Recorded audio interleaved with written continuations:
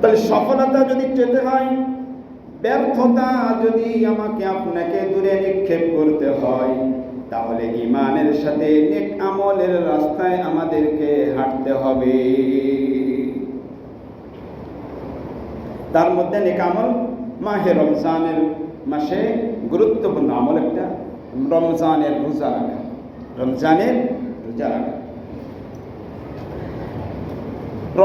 মাহে রমজানের রোজা, এটা একটা রাসূল বলেছেন ঢাল। মাহে রমজানের রোজা এটা কি? ঢাল, ঢাল স্বরূপ। আল্লাহর রাসূল বলেন আসিয়ামু জুন্নাহ মা লাম ইয়াহরুবাহা।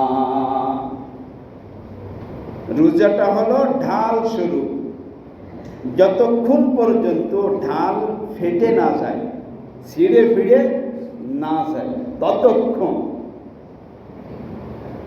ঢাল থেকে মানুষ, ডাল দ্বারা মানুষ শত্রুর মোকাবেলায় করে নিজেকে নিজে আত্মরক্ষা করে কিনা? শত্রু থেকে বাঁচার জন্য, আত্মরক্ষার জন্য ঢাল ব্যবহার করে। আল্লাহর রাসূল বলেন মাহে রমজানের রোজা তোমার জন্য জাহান্নাম থেকে বাঁচার একটা ঢাল। জাহান্নাম থেকে বাঁচার জন্য মাহে রমজানের রোজা একটা ঢাল স্বরূপ। আল্লাহর রাসূল বলেন